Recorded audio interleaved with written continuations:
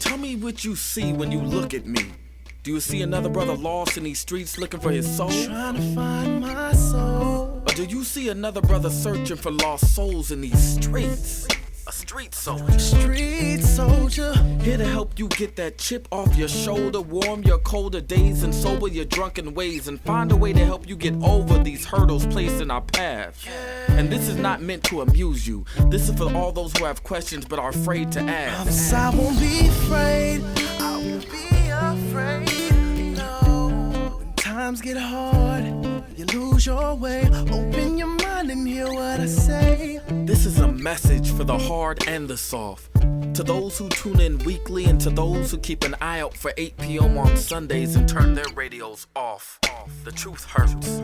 The cloth has been pulled. We're walking around half dead. Use this show as your IV. Alive and free is a new movement. We've achieved self-destruction. A street soldier promotes self-improvement. Streets couldn't be no colder, so I gotta be a soldier. It shouldn't be this hard for me. Even when it seems so hopeless, I gotta keep my focus. I'm glad to be alive and free, yeah. Streets couldn't be no colder, so I gotta be a soldier. It shouldn't be this hard for me. Even when it seems so hopeless, I gotta keep my focus. I'm glad to be alive and free, yeah.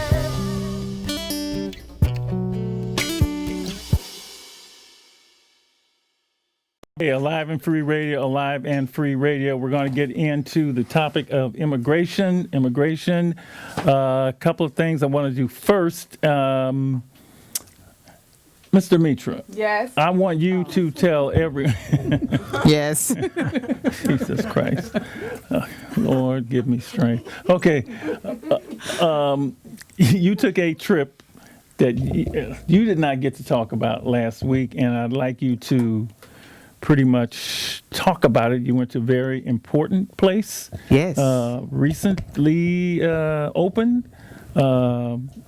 Just hearing about your description of it and your personal sojourn, I will call that a sojourn, and everything it was associated with. I'd like you to tell everybody where you were and and why everybody should go. Go right yes. ahead. Did y'all miss me? So last two weekends ago, right? Yes. 2 weekends ago, I decided with a very good friend of mine to take a road trip. We flew into Atlanta. From Atlanta, we drove to Alabama, did a few stops in Alabama, and then drove to Memphis. In Alabama, we went to see the new memorial, the National Memorial of Peace and Justice. And then we headed over to the Museum of Enslavement to Mass Incarceration. This was all in Montgomery, Alabama. Beyond powerful. The National Memorial of Peace and Justice, that is the memorial honoring all of those who were lynched here in America. It takes you through a journey from literally county by county. It was 4,400 names they were able to identify of those who have been lynched, and they have a reigning wall of those who have yet to be identified. These names are etched in stone on different would it be blocks that are hanging, and then some are just laying there. You walk in, it's a magnificent, the architecture, everything about it is utterly magnificent. You walk in and it's readings that they provide, and you're reading all the way up, leading up to the memorial, just about what lynching has done, what it stood for, why it began, how it just terrorized the African American community. It really, really, really spoke light into what this terrorist act is all about. And then once you get to the actual memorial, and you're walking and you're seeing these names, and you see women, you have men, and the only thing that you do not see is how old the people were. They tell you the date that they were lynched, and you see the men, and then when you see the women, it's just like, oh my God. And as you continue to walk, it's like you go downhill. It's like you're going down. And so when you go down, you look up, they're all hanging over you because there's still stones going. So you're walking underneath them now. Whoa. And that just stopped me. That stopped me. And as you're walking underneath all these different stones that are hanging that's honoring all these individuals, you're now reading why different people were lynched. It was something as simple as this black man was lynched. They say the name, like this person was lynched because he would not let the white person win a race. This person was lynched because they thought he stole out of the convenience store.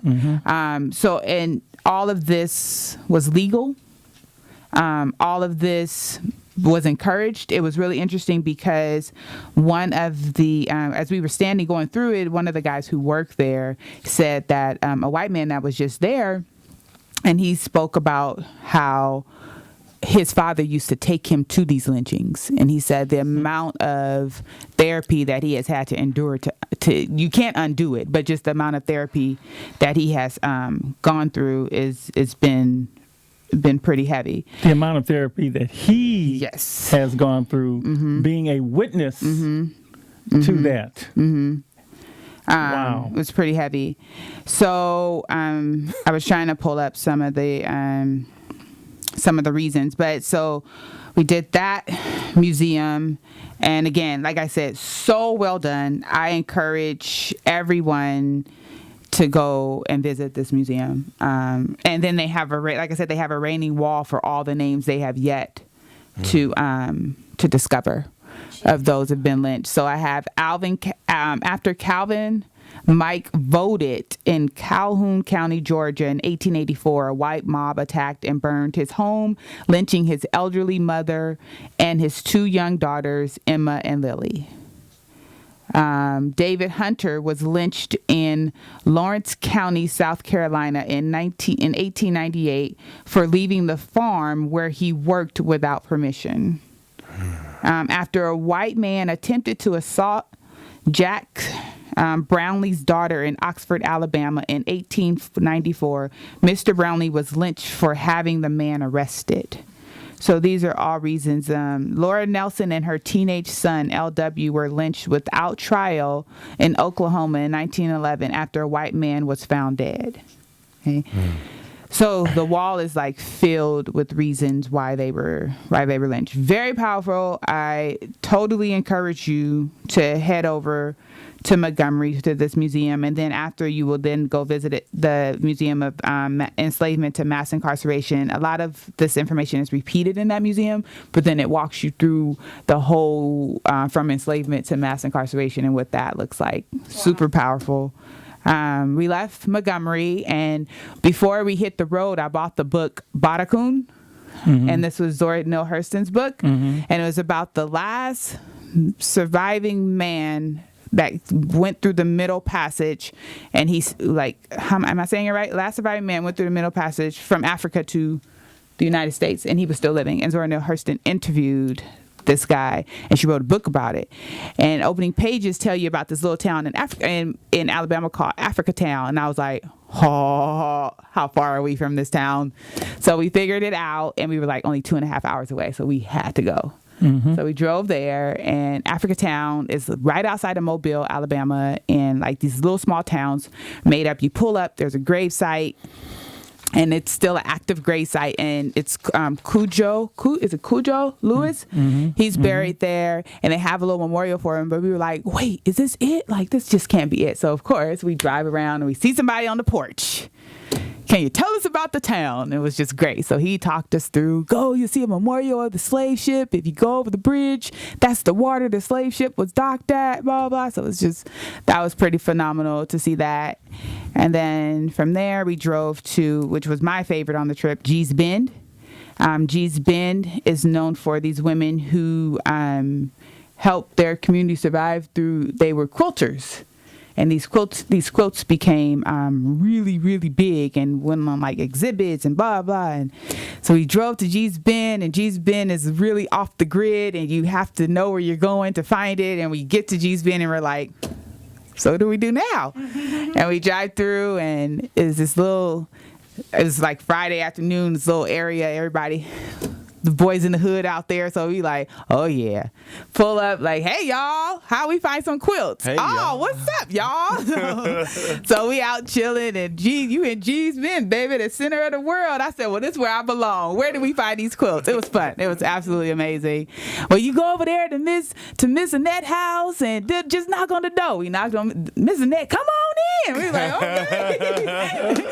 So came on in, and we just want some quilts. Well, I don't have no quilts. Go on over there to Miss Marianne. Okay, Miss Marianne. We went, oh, come on in. It was like, okay. So it's just great. It's like when you're Southern hospitality. You know how you like sitting in wisdom, and it's just, you just got to sit there, and then the wisdom is just there. Yeah. That was G's Bend. It was absolutely remarkable. And from G's Bend, we stayed the night in Selma, and then we did the Selma Bridge.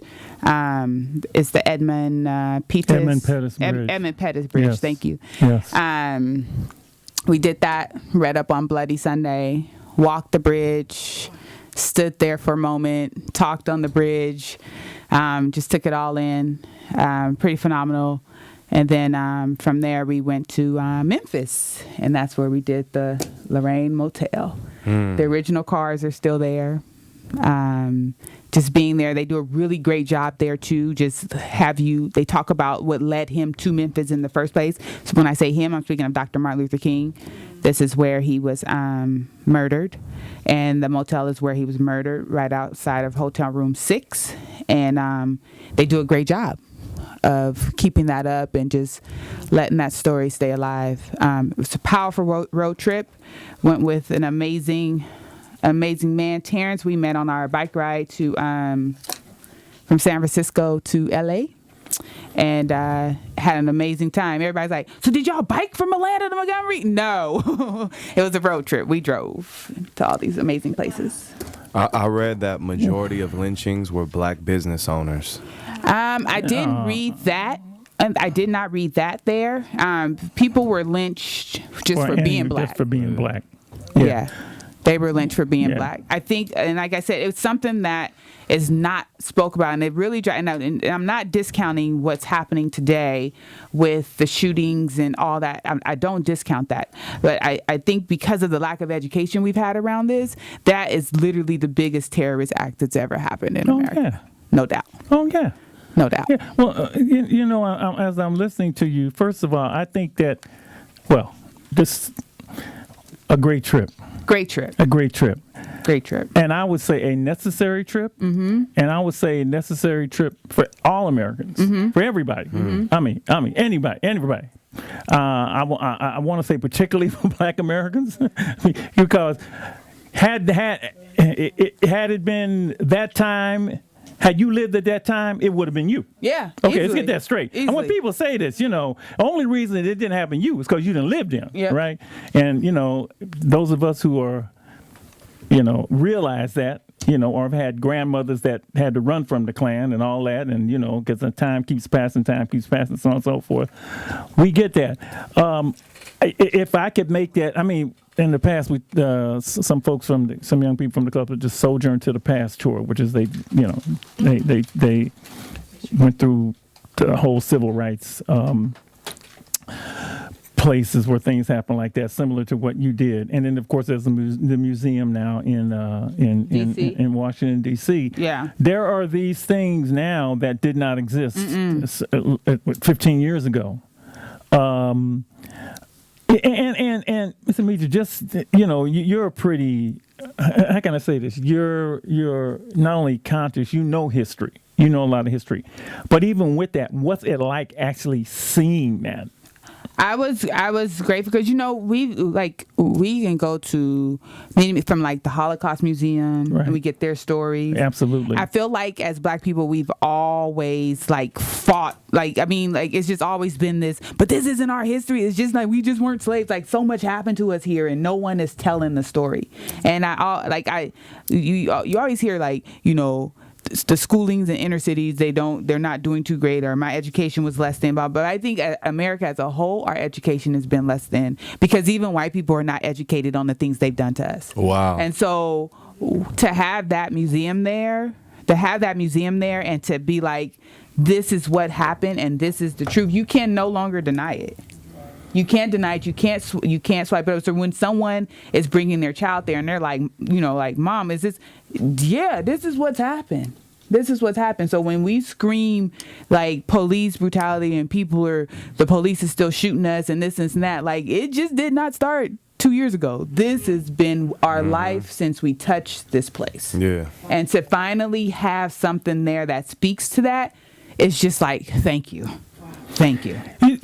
And see, what's interesting to me is, I guess there are people who will go there and not get it. I think that's going to be no that's matter the thing, where because I remember just when I was in Israel and I went to the Holocaust Museum, I already had it anyway, but going in there and like watching these films and watching this and what happened to a whole people, a man's inhumanity, a man, and then going to the Children's Museum. So it was like, it just cemented what I already knew. I mean, I'm like, yeah, hell no, and for the life of me, I can't see from me, but I know there will be people who go and it's like it's like just another museum. No, it's not just a museum. In fact, it shouldn't even be. I mean, I almost like, let's not use the word museum. Okay, that's why I always make sure I'm conscious that it's a memorial. Memorial. Wow. Yeah, I like that. Yeah. It's a memorial. Yeah. And it's supposed to do something to you. Yeah. And at the very least, it should make you humane. It should definitely make you humane, and At it's going to touch you. It's going to touch you just to have the names of people, because you're literally reading the names. Like that. And then what hit me is just the women, and I'm just like, God. And if they do not have the dates they were born, so you don't know who was a child, who was a teenager. But when you continue to move and you read, it will say a teenager was blah blah blah, and you're just like, this is a freaking kid. And then when they're the strange fruit, Oh, yeah. and they're over you, it's like, okay, all right, hold on a second. This is real. That's America. That's America. That's the thing. That's America. This is America. That's America. That is all part of American history. And you can't pick and choose and parse out the parts that you like and the parts you don't like. And that's what they do to us in school. We pick and choose the parts they want to tell. So then when you finally tell the truth, you still made out to be a lie and got to fight for the truth. Or tell us that part doesn't matter. Yeah. That's the thing. Why are you talking about that? Why don't you talk about George Washington crossing the bridge? What? No, it's all in there. Yeah. It's all in there. It's just like there's a part of your history that even you personally want to ignore, but it's all part of you. Yeah. And it all goes into who you are and how you function. Yeah. Who you are. And I just think the miseducation of us allows us to say things. That's a book. It allows us to say things like the biggest terrorist attack ever, or the biggest, and I'm like, no. Like, this by no means is, and even black folks say it, the biggest terrorist attack. I'm like, by no means this is the biggest terrorist attack. Like, but are we considered Americans? And that's the whole thing, and it's always been about value. The way you could do that to somebody is that you did not value them. Yep. Mm-hmm. Which to me is pretty much just going on at the border. The way you can do that to somebody is that you don't value them. Yep. And it's always been about value. Yep. I've always said racism is about value. I commend, is it Brian Stevenson? Yeah. That's him. Yeah. Oh man, Brian did it. He did from enslavement to mass incarceration, but I think he did. Yeah, Just Mercy. He did the book Just Mercy. I think he is the one over this museum as well, because he was the one going and he was the one going to to these sites and he would collect the dirt where folks were lynched. Oh, and I make seen that, that. and make that. So that's where all this started, and it was Brian Stevenson who had this going. And then I think, if I'm correct, so where the memorial is located used to be the place where they would auction off slaves. Wow. Yeah, where the memorial is located. Again, for me, you want to say something, Mr. Sell? There's a TED Talk. Yeah. There's a TED Talk by Brian Stevenson. We need to look that up. Yeah. Where he is talking about where he got his growing up, what he heard from his grandmother, why he is and does who he is and what he does. It's just, we need to check out Brian Stevenson's TED Talk. Yeah. Again, I call it, Yes. and I've always said it's about man's inhumanity to man. Now, to me, when you get that, then you don't want to be like that, right? You don't want to be that inhumane, which is, I always used to tell drug dealers, you're doing the same thing that they did. Right? They kill black folks, you're killing black folks. I mean, your reason is money. Well, probably their reason was money, or slavery was about money. See, but when you get about inhumanity, that's why it's got to be in your face. It's got to be stark. Running away from it is the worst thing that you can do, which allows inhumanity to continue, right? And it's funny. I know you said this, but if each of us probably went back and traced our family tree, there's no doubt we are related to someone that one was of your on family there. is Oh, a for strange sure. fruit. And For that's sure. a hard word For to sure. say. For Oh, sure. yeah. Because they didn't care. For sure. They didn't care. It's like, but we don't get it. But so now at least we have young people to take young people, a place that they can see it, a place that the names are important. The names, that's Because what you might see your last name, like that might be in my family. Because people really don't get it until it hits them, which I think is the worst thing of all, because that allows it to hit you. Yeah, I saw last names that I recognize. Names that I You recognize. saw Dorsey? I don't recall seeing Dorsey. Okay.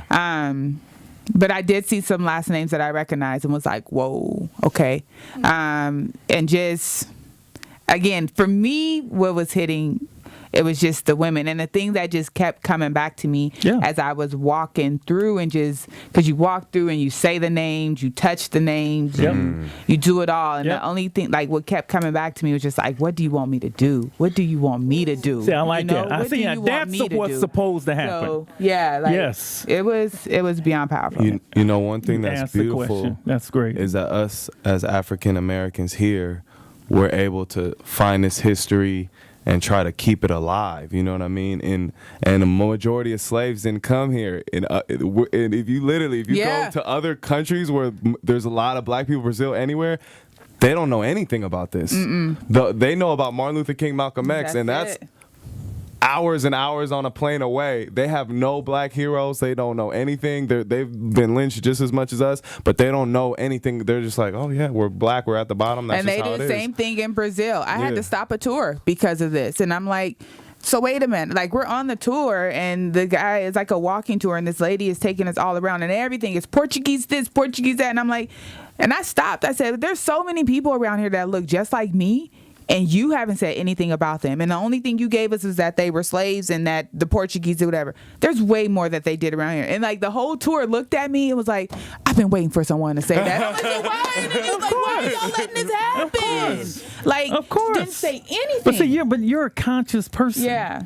And you see the value of it. You know that if the worst thing is being, what does Spike Lee's the great movie, right? Not do the right thing. School Days. Yeah. Wake up. Wake up. Wake up. Wake up. Most people are asleep. They really are. And then stuff happens. And how did this happen? Because you were asleep. You fall asleep at the wheel. What happens?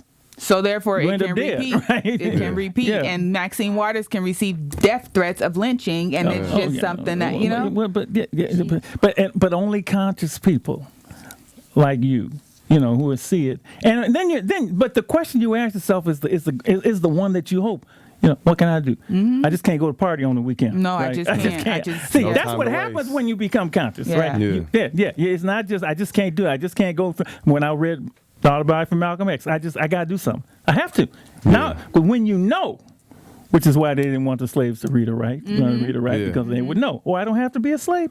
Damn, snap. Maybe that's why they don't want the people south of the border to know. And this is We gonna something get into that. too that We gonna was get into that. that kept coming because they would say the domestic slave trade. They weren't saying the Atlantic slave because the Atlantic Brazil slave or trade. out here? No, the domestic slave trade in the U.S. The Atlantic slave trade had ended in 1808 or something like that. Yep. So from 1808 to the time that slavery ended, it was illegal. It was a legal trade going on domestically in the U.S. Yeah. On paper. So paper. 1940, I think, Yeah. right? So this is why they would say so when that last ship went over to to Africa, that was an illegal ship going over there.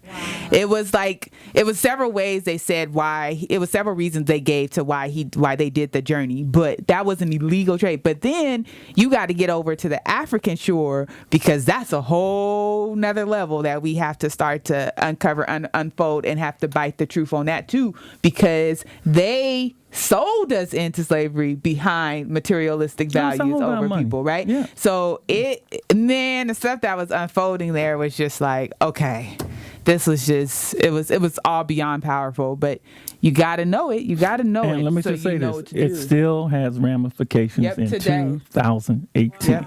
Don't think that it doesn't. It does. Great trip. Thank you very Amazing much. trip. And wonderful description. And I was thinking, you saw the worst and the best of us. The worst and the best. You saw the worst. But then when you went to the town, you saw the survivors of all of that. And you saw the goodness that is still Oh, my retained in the God. face of all of that madness. All that. Miss When you walk Mary into town, people you in don't know, come on in, G-Spin, baby. she was, come You on know, in, come baby. on We in. was like, And she you don't know, even know who we are. that's the best of us. That's the best You're a of stranger, us. but you're not a stranger. Yes. You're right. And so I'm just glad after that, you got to go see. Yes, You we know, in walked right spite in the of, center. in spite of, in you spite could tell it was of, the little boys in the hood. in spite and of, they wait a just- minute, you're not the enemy. Yeah, In spite of, you're not the enemy. not the enemy at right? all. In And spite even of, in and I know that. Yeah, right? even Just in Memphis, that was just beautiful. The guard, That was beautiful. Let me tell y'all what to do and where Yeah. to go and blah blah. Yeah. It was just Miss Mary Ann. We weren't there long, but we were there long enough, and she set us down and honey and this and Let that. me tell you, when you go into something like that, it's like it's so unexpected. Cause you used to I remember young people go down south and they see stuff. They ain't fighting, they ain't shooting. I'm at a game with, 30,000 people's going on. It's so unexpected. You almost don't know how to act. Yeah, it was just. But the feeling you get. The feeling you that get was family just you get. the family and Miss Annette Yeah. where the first house we went to, I was like, well, can we just park in your? Yeah, honey, you better leave the car there. Go on over there and find them quilts and da da da. And then we got on the talking to phone and called them in. called us in and sat us down, and the son took us to where the quilts actually were. It was just walking in wisdom. It felt so good. It felt so good. Felt so good. After that, you needed that. All right, we got to go to break. Okay, hour number 2, Alive and Free Radio, Street Soldiers. We want to move into some conversation about immigration. Immigration's specifically, I guess, what's been going on in the last, I guess, maybe 2 or 3 weeks. Maybe even more so what's going on this past weekend. They had a huge protest all over the United States yesterday, I understand. And I just want to read this. We did it earlier, but I want to read it again. Galvanized by the images and voices of migrant children separated from their parents by Mr. Trump's immigration policies, hundreds of thousands took to the streets Saturday in major cities and small towns across America to express outrage that they hope would carry over into the fall election. From coast to coast, several hundred rallies dubbed Families Belong Together. I like that title. Ranged from the large and boisterous, thousands clogging the Brooklyn Bridge in New York, to more modest ones such as a protest that drew about 200 people to a street corner in West Hartford, Connecticut. So there's a lot going on, and joining us to at least Well, I won't say they have to guide us through it, but to talk with us about it are a couple folks that I just got a couple of names today. I really appreciate them coming aboard and being part of this. And first we have Lorena. Lorena, did I say your name right? Yes. Melgarejo? Is that right? How you say that? That's right. Lorena Melgarejo is right. Oh, you say it much better than me, honey. Okay. Who is the Executive Director of Faith and Action Bay Area, and Francisco Ugarte. Is that how you say it, Francisco? That's how you say it, yes. Ah, good. He's from the Public Defender's Office in the city. By the way, I guess talk to both of you today. Thank you for joining us. Just being, just talking with us about this, everything that's going on. Let me just begin with yesterday. You both work in this area. I think it was beautiful to know that all across the country people are being awakened. Yeah. I feel like we have been in that process for a while. Mm-hmm. Some of us will say that, it's about time, right? Yeah. But I think that the images of children in cages touched the heart of people in a new way. Yeah. And I see yesterday, I'll claim it as a victory for a day. But at the same time, I see it as a beginning. Frankly, I'm happy that people are seeing what's happening, but the fact is that this is not new. Mm. And not new just for immigrants, but this is happening all over the country. There are millions of people who are in prison, and there are thousands of people who are in detention centers. So as an immigrant myself, it's important to see Americans and people from all over the world taking notice, right? But it cannot stay in just coming out on a march for one day. It has to be something that we do every day. Last weekend I was we did a faith protest at a detention center in San Diego, and we took about 1,000 people there, and we held some silence when we were in front of the detention center, and we asked in Spanish, screaming to the inside of the detention center to see if they heard us. And we held silence for a while. It's powerful when 1,000 people are quiet. Ooh. Even more powerful than when people are screaming, right? Wow. So we were all quiet, and we heard the people from inside of the detention center where they're holding the mothers, the fathers, the aunties, the grandfathers whose children were ripped away. And they heard us, and we asked them what they want from us, what they need. And they kept on saying, we want our children, we want our children. And frankly, that was a moment we looked around and everybody was crying, everybody. And we're talking about people from all walks of life, different faith traditions from across California, Latino, Black, white, Asian. Everybody was crying because at that moment we're convicted, not only to those families and the children that are in detention, but really it's like, what's the larger question here about who we value in this country, and what does it take for the people in the country to do something about it, more than just coming out to a march? We got to do the everyday work. So yesterday was moving to see people from all over the country standing up. It's humbling, and we have a lot of work to do. Boy, you said that well. You said, 1,000 people in silence listening. That is, my first thought is how do you get everybody to be quiet? That is it's some organizing. That is an amazing thing. I get a lot of credit to you for doing that. Wow. Your thoughts? Yeah. Go ahead. So Lorena and I have worked for many years together. I'm an immigrant. I'm a deportation defense attorney. I've been so for about 10 years. And I joke with Lorena that she's stopped more deportations than I have because she understands mobilizing, organizing, fighting back carries so much more power than a lawyer does when they're in court. Right. Right. Going to that march, I've been doing this a long time, going to a march where the primary goal of that march was to stop deportations and to stop the separation of families, things I've seen happen my entire career. made me have hope, made me believe we can do this. When Sarah Huckabee Sanders goes to a restaurant and gets kicked out of that restaurant by the restaurant owner because Sarah Huckabee Sanders is defending cruelty and torture against children, that makes me excited. When Maxine Waters says, make these people feel uncomfortable, fight back, that makes me excited. And what was exciting about the rally wasn't, I've been to a lot of marches, but this is more than just a march. This is a calling. Yeah. This country is going the wrong direction, and when they attack children, innocent children, that's when we know things are really, really bad.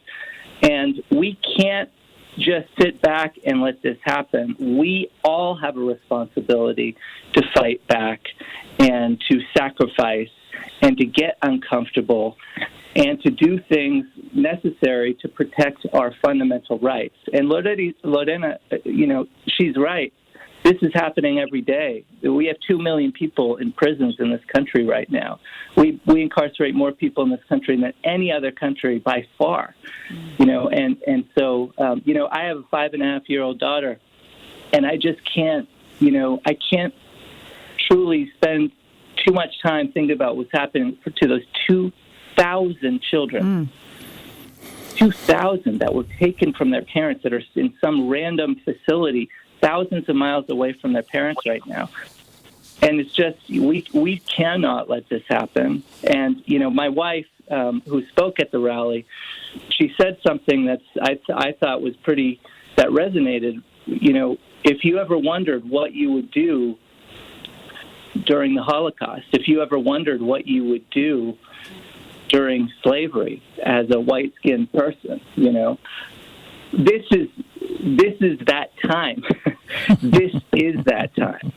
And we all have a responsibility to fight back before it's too late. I've been trying to wrap my head around, which I can't wrap my head around because it doesn't make sense to me, the separation of children from their parents. Where does that come from? I'm just trying to think. That's war strategy. But you got to remember, Dr. Marshall, this has always happened. Yeah. This is what America is. Right. Like, this is America. You're right. This is always I know happened. that. But I'm talking about this moment. Yeah, I get that. that's what I'm saying. So like, now this moment but this moment, when you see what is it? Some sinister thing? I mean, just like, how can you do that? Trump. But let them answer the question. I want to ask them. Okay, how can they do that? I'm just because I got 3 kids, and she got kids, and everybody got kids, and I mean, what do you think is going on? What do you think? What do you think? So what happened in this particular phase? Because you're absolutely right, this has been happening for a very long time. But a few people in a closed room decided they were going to do something different, and 4 immigrants that were seeking asylum coming in, to the United States, not at points of entry. Some border crossing, some points of entry, but other places they're just trying to come in. Jeff Sessions decided they're going to have a zero tolerance policy for illegal entry. That is the act of walking from one place to another, which is a crime. And so he is putting in jail the parents and criminally prosecuting the parents. That does happen periodically, that's happened a long time, but what they've done here is they're just prosecuting every single person that crosses the border. And when you criminally prosecute someone and put them in criminal custody, they can't be their parents, and then they deem the children immediately unaccompanied because of neglect or abandonment. And then that... Wait a minute, they take them away, and then they deem I'm trying to see, that's the logic I'm trying to see. Okay, you take them away, and then they're neglected because you took them away, but it's on them. Is that what you just said? I'm trying to figure out. Woo! Now that's some. Well, Dr. Marshall, I think that it's clear this is a strategy that the system has used for like hundreds of years. They know it works, right? It works. You said that right.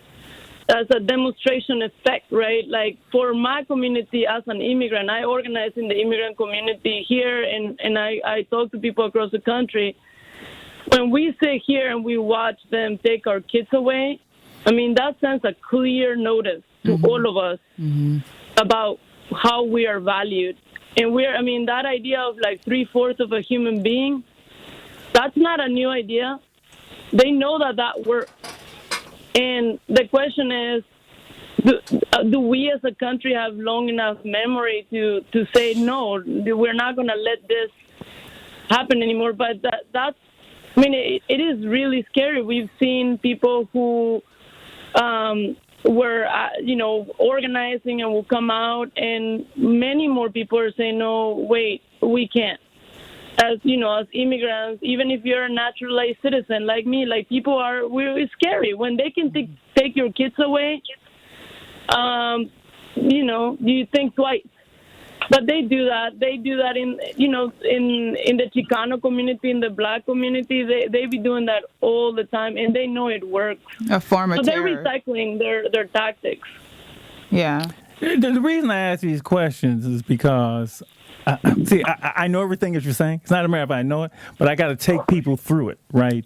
And you get to the point where, when you got to the point where say, oh, they made them pay for something they did? I mean, that's where people's minds are at. And then there are the bigger reasons. I want to read something that I think Elizabeth Warren visited a place in, what's it called, this place? The McCollum's Custom and Border Processing Center. Now, this is interesting because some people will say, Ms. Demetra, it's crazy. Maybe I shouldn't say who visited, because some people will just count it just because. Who it was. Who visited, right? So that doesn't mean that what she saw isn't there. It means they don't want to hear it from her. It always gets me, right? It's like 2 + 2 is 4. That doesn't change if you say it or if I say it or if Trump or Obama said it, doesn't change it, right? But the point is, so I'm going to read a little bit of what she saw. She said the warehouse where the people are housed is enormous, with a solid concrete floor and a high roof. It is filled with cages. Now, they were calling them pods, but she says, no, it's really a cage. Cages for men, cages for women, cages for mamas with babies, cages for girls, cages for boys. The stench, body odor and fear hits the second the door is open. The first cages are full of men. The chain link is about 12 to 15 feet high, and men are tightly packed. Now, as I'm reading this, knowing the history I know, what am I thinking of? Yep. I'm thinking of a slave ship, obviously. I mean, I know, I know what it is. The stench, packed high, tightly high. I don't think they can all lie down at the same time. There's a toilet at the back of the cage beyond a half wall, but no place to shower or wash up. One man kept shouting, "A shower, please, a shower, please." I asked the men in the cage where they were from. Nearly all of them were from El Salvador, Guatemala, or Honduras. Now, I asked how long they had been there. The answers were on the map from a few days to nearly 2 weeks. Now, they're supposed to be 72 hours max, right? It's 2 weeks. Let's see, cage after cage, same questions, same answers. Next, we came into the area where children were held. These cages were bigger with far more people. Okay?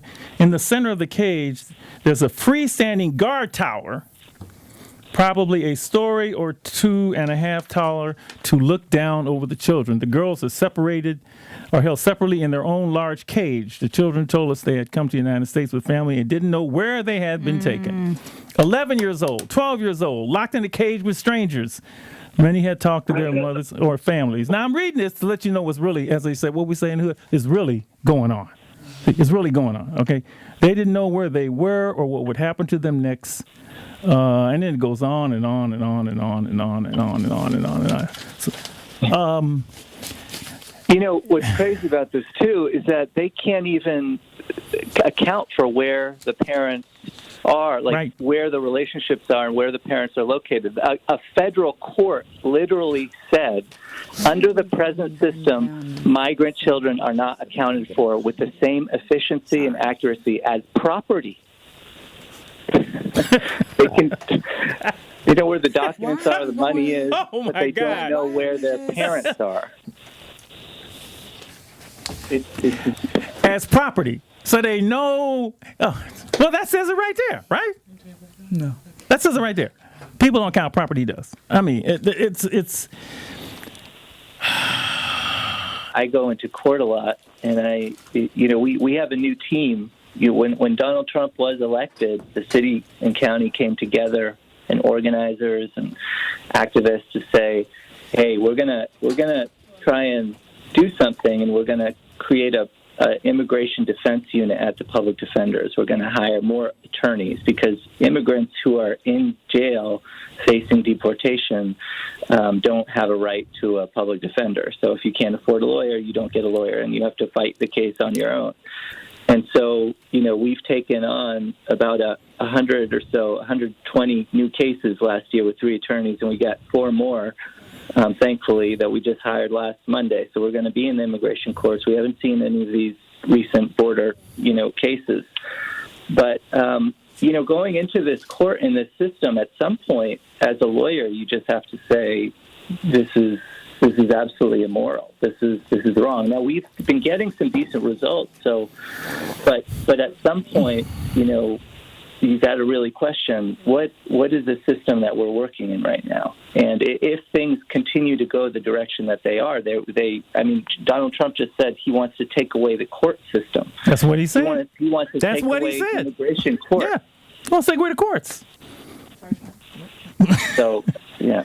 But that's where Lode comes in, because she can, Once they take the courts away, then all we have is the streets, right? But it's heartbreaking, and at the same time, I think it's important for all of us to hold on to, and literally hold on to hope. Because one of the things, Francisco and I have been doing this together for the last, 10, 11 years. But, it used to be a lot of people that look like me, other Latinos, some other people I want to help. Just a few of us doing a lot of work. But since the election happened, we had an upsurge. I'm talking about thousands of people signing up to help, trying to figure out where they fit in. And I think that now with the images of our children in cages, there's a new opportunity, right? As people of faith, as people who organize, as people who believe in a better future, the question is what are we going to do with all these people that all of a sudden that came out in March yesterday, right? Well, hang on. We got. What's their role for them? Hold on. We got to go to break. I'm getting the sound. We got to pay the bills, or else we can't keep talking. So.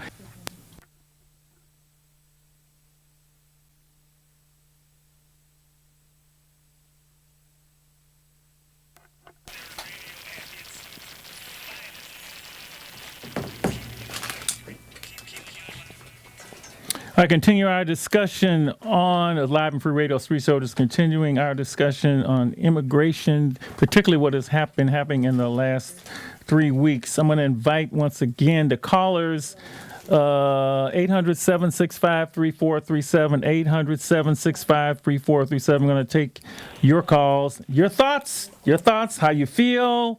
That's what the show's all about. We want to know what you think.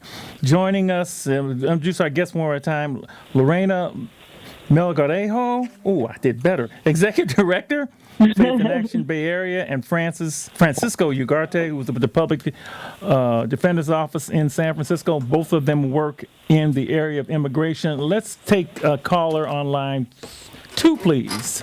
And this is Sharshan? Is that how you say it?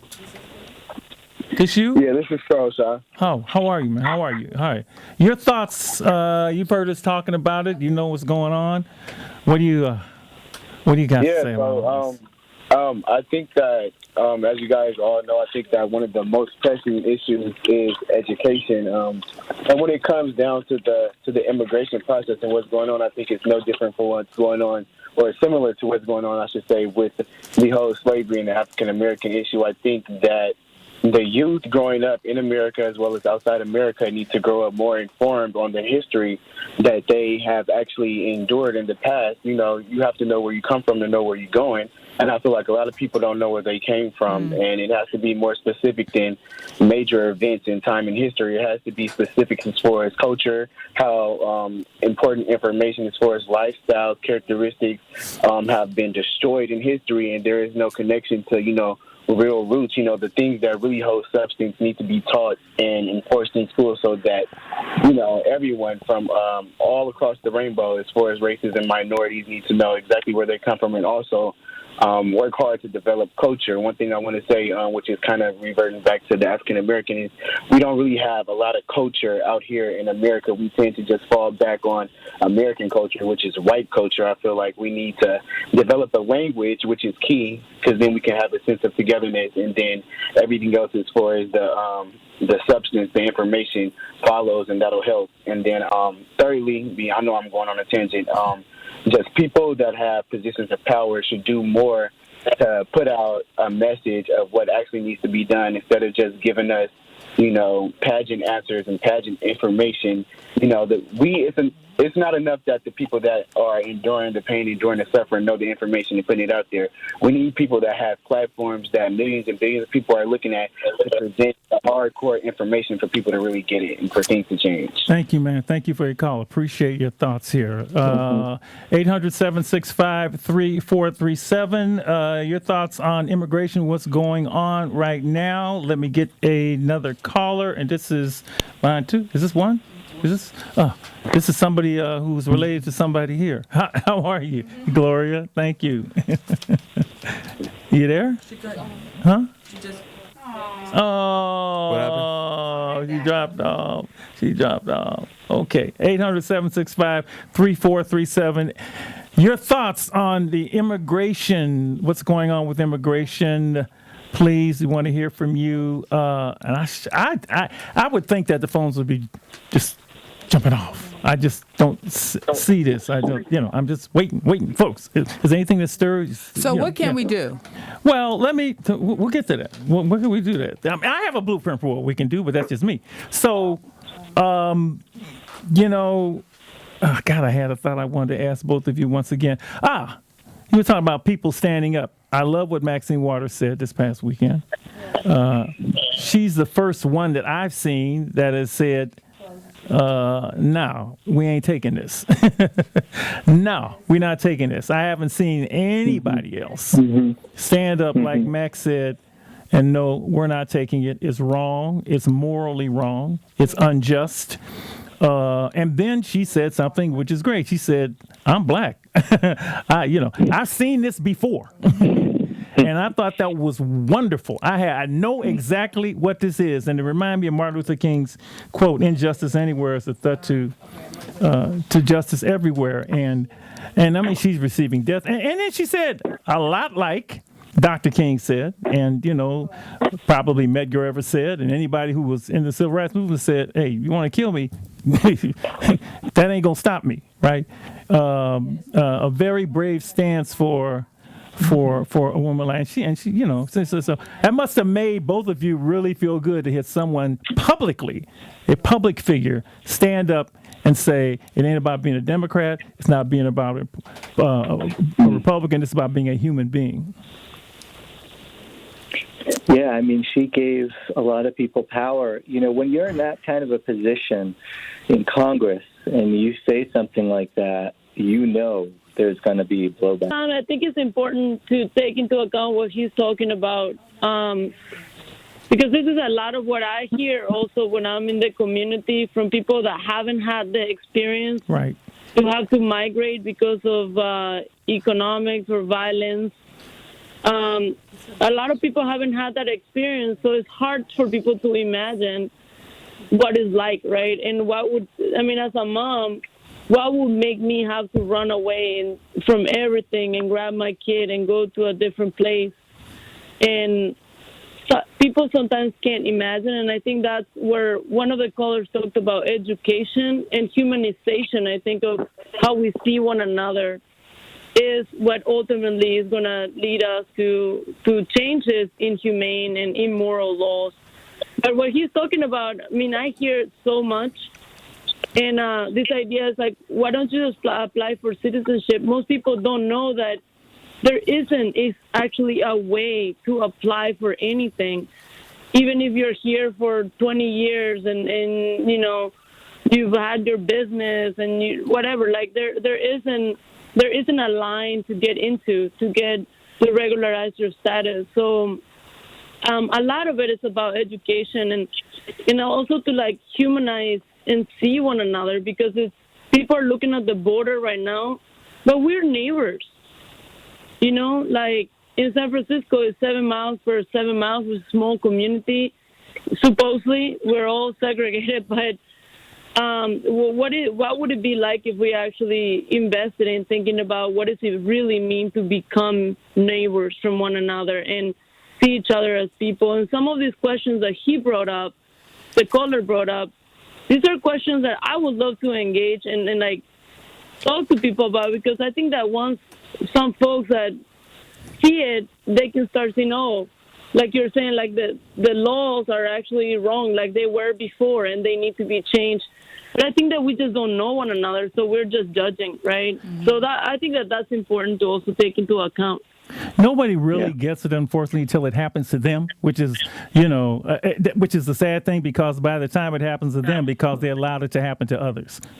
That's the thing. And and I know that this thing is coming, it's this person, and it's going to be that person, it's going to be this person, or that group. In slavery, they separated parents all the time, separated from kids, but that was the law, okay? That doesn't mean the law was cool. The law was horrible. Mm-hmm. But technically, it was the law. Well, people decided that the law got to go. The law got to go, and that's really, in the end, that's what folks did. They changed the law. This is going to be different, and the fact that people are calling for end of ICE, great. First, we heard from Miss Demetra and her trip to the National Memorial of Peace and Justice, a memorial of those who had been lynched, magnificently done with the history of this act, named and nameless, both women and men, where lynching was legal and encouraged, clearly a terrorist act. Why? Simply because their skin was black. A priceless trip walking in wisdom, moved to pause and ask the question, what do you want me to do? Next, we went to the topic of immigration, a seriously painful issue upsetting this nation. Children separated from their families due to Trump's administration were moved to protest and rally. Seeing children in cages have touched our hearts in a new way, and we were joined by Lorena, Executive Director of Faith in Action, and Francisco, Deportation Defense Attorney. And they were joined with us today, who shared their work and their experience, and over 1,000 people who sat in protest in complete silence. And as we get closer to the upcoming holiday, I have some words that Frederick Douglass had to say. Hold on. I am not included within the pale of this glorious anniversary. Your high independence only reveals the immeasurable distance between us. And this was in 1852. The rich inheritance of justice, liberty, prosperity, and independence bequeathed by your fathers is shared by you, not by me. What to the American slave is your 4th of July? I answer, a day that reveals to him more than all other days of the year the gross injustice and cruelty to which he is constant victim. At a time like this, scorching irony, not convincing argument is needed. Oh, had I the ability and could reach the nation's ear, I would today pour forth a fiery stream of biting ridicule, blasting reproach, withering sarcasm, and stern rebuke. For it is not light that is needed, but fire. It is not the gentle shower, but thunder. We need the storm, the whirlwind, the earthquake. The feeling of the nation must be quickened. The conscience of the nation must be roused. The propriety of the nation must be startled. The hypocrisy of the nation must be exposed. And the crimes against God and man must be proclaimed and denounced. So as the 4th of July approaches, street soldiers want you to see The time is now to take a stand. So stand up, speak out, and guess what? Stay alive and free. This is Lady Estelle asking you to consider this.